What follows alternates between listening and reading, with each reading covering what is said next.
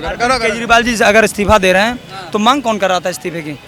मांग कौन कर रहा था? कौन कर रहा था? अभी विपक्ष तो वो भारतीय जनता पार्टी के सभी नेता कह रहे थे कि करप्ट हैं, लेकिन किसी ने पूछा हिमंता बिश्व शर्मा जो कांग्रेस में था कितना बड़ा भ्रष्टाचारी था, उसका इस्तीफा कभी मांगा?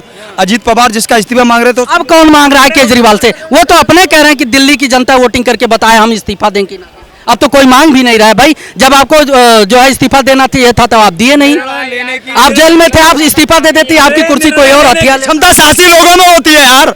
निर्णय वो लेता है जो साहसी होता है। वही केजरीवाल है जिन्होंने अपनी निष्पक्ष सरकार बनाने की दिल्ली के रोडों पर पड़े रहे और 2 बार ऐसा झाड़ू चलाया, पूरी भाजपा की सफाई कर दी दिल्ली में। ये साहसी निर्णय लेने का काम अकेले अरविंद केजरीवाल जी। लोकसभा भी तो ध्यान में रखना चाहिए ना, सातों के सातों सीट ले गई बीजेपी, कैसे ले गई? उत्तर प्रदेश के अंदर भी तो ध्यान में रखना चाहिए, जहां कह रहे थे 80 और 400 पार, 400 पार वाले 200 पार पर रह गए।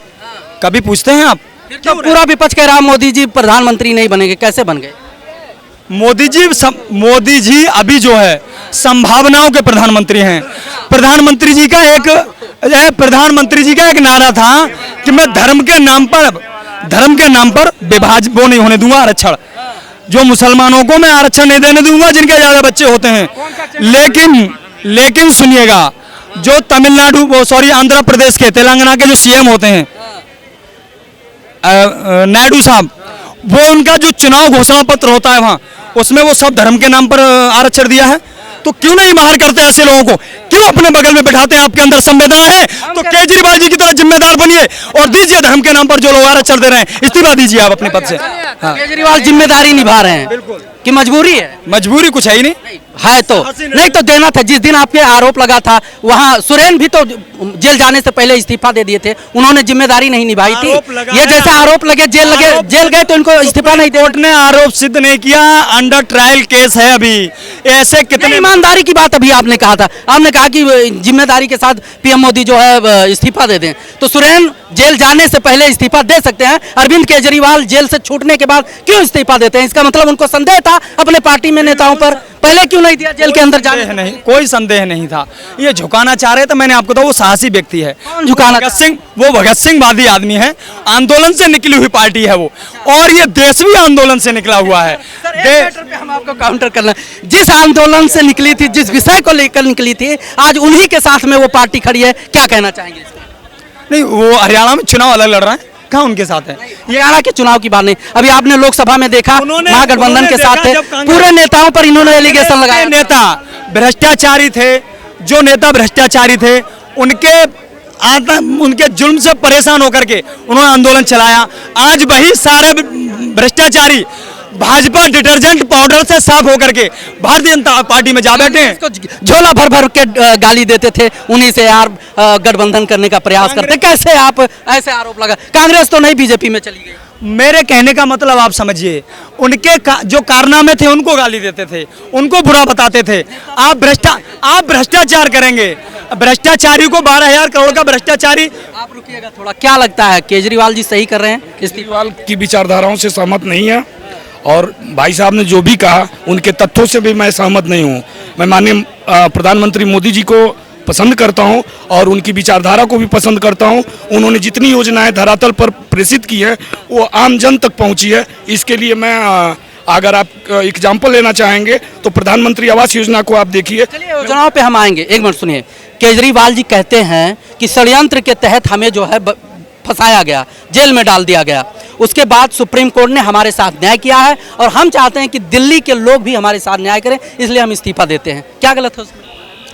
दिल्ली के लोग, आपने कहा कि जैसे उन्होंने कहा कि हमें षड्यंत्र के तहत फंसाया गया है, षड्यंत्र के तहत सारा यही है मतलब नहीं। उनका कहने का मतलब ये तो लोगों को जो है इम्प्रेस करना चाहते हैं, प्रभावित करना चाहते हैं कि मतलब हम अच्छा बने रहें और लोगों के नज़र में बुरे न साबित हों।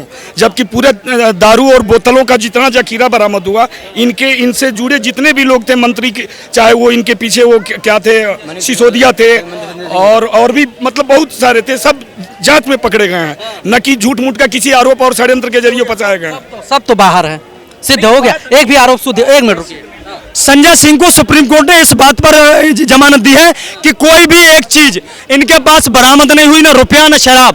के कविता को जमानत इसी बात पर दी है और सीबीआई को लताड़ा है।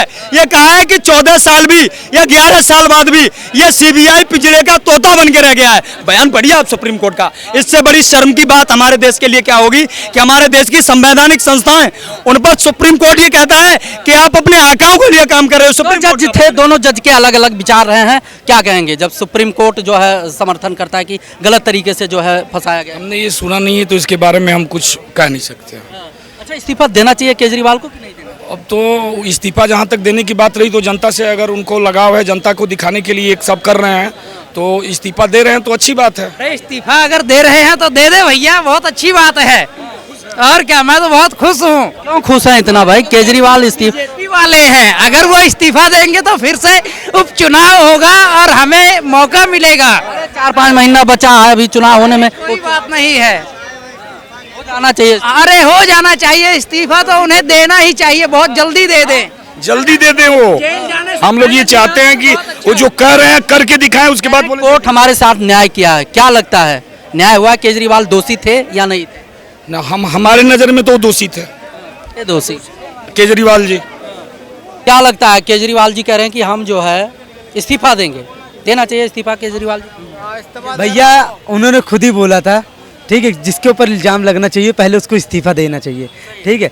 अब उनको पता चल गया है, ठीक है, जेल में रह के सरकार तो चला नहीं पाए, ठीक है, दिल्ली पहले से ही घाटे में है, ठीक है, झूठे झूठे वादे किए थे, तो अब इस्तीफा दे रहे अपनी जान बचाने के लिए, केवल सरकार बचाने के लिए। अपनी पत्नी को ही खड़ा करेंगे इस्तीफा देकर, ठीक है, उनके हाथ वैसे भी कुछ नहीं लगना है। इस बार दिल्ली की जनता भी जान चुकी है कि 2025 में चुनाव। कट्टर ईमानदार हैं कहते हैं केजरीवाल जी, कट्टर ईमानदार हैं। सुप्रीम कोर्ट ने न्याय किया उनके साथ और दिल्ली की जनता भी न्याय करेगी उनके साथ, ऐसे कह के जो बच्चों को कसम खाता है वो पक्का ईमानदार होता है। वो तो हिंदुस्तान को बेच दे, जो आज बोला मैं दिल्ली का साथ दूंगा, आज देख रहा प्रधानमंत्री का ख्वाब, प्रधानमंत्री ख्वाब देख रहा, आज जेल काटे। जब तंग हो गए तब बोल रहे बाबूजी मैं तंग हो गया, मेरे बहुत चोरी कर लिया। पत्रकार महोदय 4-5 दिन पहले आ जाते, यही चांदनी चौक का हाल केवल देख लेते। एमसीडी भी इनके पास है, ठीक है। 4-5 दिन पहले जब बारिश हो रही थी ना, कह रहे थे लंदन पेरिस और झीलों का शहर बनाएंगे। लंदन पेरिस तो बना नहीं पाए, लेकिन झीलों का शहर बन गया है, ठीक। सड़कें देख लीजिए, सड़क में गड्ढे हैं कि गड्ढे में सड़क है, पता ही नहीं चलता है, ठीक है। और उसके बाद में गड्ढे हैं कि गड्ढे में सड़क है दिल्ली में? केजरीवाल जी कह रहे हैं विकास की गंगा। भाई साहब बताएंगे कहाँ सड़क में गड्ढे हैं?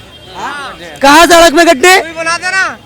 जहाँ चले जाइए वहां पर सड़क में, जमुना पार चले जाइए, ठीक है, सादरा चले जाइए, वो क्या नाम है ये, नहीं सीलमपुर तो है ही, सादरा वही उस पार, ठीक है। पुस्ता चले जाइए, फिर आपका इधर से हैदरपुर चले जाइए, कहाँ आप जाएंगे? चांदनी चौक में भी 4-5 दिन पहले देख लेते झीलों का शहर बना हुआ था। बताइए आप। देखो भाई, ये भाई साहब है ना अंधभक्त है, समझे? अंधभक्त को है ना विपक्ष के किसी भी राजनीतिक सर, जब विकास की बात हो, सड़कों की बात, अंधभक्ति इसमें कहाँ से आ गई? किसी विपक्षी अंधभक्ति कहाँ से आई है? किसी विपक्षी अगर मुद्दे को लेकर नहीं, विकास को लेकर अगर सवाल खड़ा किया तो अंधभक्त। मैं बता रहा हूँ, 100 अच्छाइयाँ है वो तो बता नहीं सकता है। और ये केंद्र शासित प्रदेश है दिल्ली। सबसे पहले इनके जानकारी के लिए बता दूं, यहाँ के विकास में केंद्र और राज्य का दोनों का अधिकार है विकास करने। प्रतिशत हिस्सेदारी जो है राज्य सरकार की है, बिल्कुल 25% केंद्र का है। अगर आप दोनों का, अगर आप दिल्ली के पैसे किसको जाते हैं? दिल्ली सरकार को जाते हैं कि नहीं? बिल्कुल। एमसीडी दिल्ली के पास है कि नहीं है? सुनिए, रुक जाइए। अरे अभी है ना, प्रेजेंट टाइम में है, क्या कहते हैं पीडब्ल्यूडी किसके पास है? बस इतना बता दें। एमसीडी को पीडब्ल्यूडी किसके पास है? पीडब्ल्यूडी आम आदमी पार्टी के पास है, लेकिन सड़क आएगी केंद्र बनाने, पहले इसका जवाब दीजिए। जो मैटर छिड़ा था उस पर 25% केंद्र की हिस्सेदारी बनती है दिल्ली के विकास के लिए। उसके बाद मैं बता रहा हूँ, पीडब्ल्यूडी आपके पास है तब केंद्र आएगा सड़क बनाने। मैं बता रहा हूँ, आप तो आपके पास है, स्टाम्प चार्ज आप ले रहे हैं। आपने एमसीडी की बात की, एमसीडी में है ना पिछले 10 सालों से बीजेपी ने है ना गर्क में ले जाकर छोड़ दिया। दिया था, दिल्ली में कूड़ा के पहाड़ बड़ा बड़ा खड़ा कर दिया था। बीजेपी आम आदमी पार्टी आई है 3 सालों से लगातार काम कर रही है। किसी भी नाकाम सरकार, सुनिए, किसी भी नाकाम सरकार की नाकामी को हटाने के लिए थोड़ा सा वक्त देना पड़ेगा, समय देना पड़ेगा, धीरे धीरे होगा, उतना जल्दी संभव नहीं है। साल हो चुके हैं, पहाड़ कितने खड़ा करे दिल्ली में, ये बताइए। शराब घोटाला क्या है? ये भाई साहब से पूछिए, शराब घोटाला है क्या? शराब घोटाला है क्या भाई साहब? कर स्कैम पूरा बिल ही पड़ा है, जाके इंटरनेट पे पढ़ लीजिए पूरा। आप जिस घोटाले की बात कर रहे हो, आपके दिल्ली के मुख्यमंत्री से ये पूछना जाकर कि 5 महीने से क्यों पागल बना रहे हो दिल्ली के लोगों का। अगर आपको इस्तीफा देना था, विश्वासघात करना था, तो लगातार 5 महीने से क्यों नूरा कुश्ती खेल रहे हो, बताइए। वारंट जारी हुआ था उस दिन आप जब ही दे, और 2 दिन आपने मांगे, 2 दिन में ऐसा आप क्या उखाड़ लोगे, बताइए। 2 दिन में ऐसी कौन सी जांचें हैं जो आप छुपाने का काम कर रहे हो? ये तो भाई साहब जो सुप्रीम कोर्ट ने दबिश मारी है ना, और कहा है कि ना तुम्हें सीएम आवास में जाने की अनुमति है, ना तुम्हें मुख्यमंत्री, तो उस आदमी ने कहा मेरे तो हाथ कट गए। जो आदमी लगातार दुहाई देता था कि मैं कट्टर ईमानदार हूं, भगत सिंह जैसों से अपनी तुलना करता था, शर्म आनी चाहिए। भगत सिंह का तो पैर की धूल भी नहीं है। मैं कहता हूं, सुनिए, ईमानदार आदमी कभी राजनीति में नहीं आता। ईमानदार आदमी बिना राजनीति में आए हुए भी देश की सेवा कर सकता है। मैं बता रहा हूँ, ये भाई साहब ने कहा कि ईमानदार आदमी राजनीतिक में नहीं आता। आज तक ईमानदार आदमी राजनीतिक में नहीं आया, तो अभी अमित शाह जैसे नरेंद्र मोदी जी से बेईमान आदमी सत्ता पे हावी है। अगर अच्छे लोग राजनीतिक में नहीं आएंगे तो इसी तरह के बुरे लोगों का है ना, बुरे लोग हावी होंगे सत्ता के ऊपर। आप इतना पहले मान लीजिए कि अच्छे लोग क्यों नहीं आए।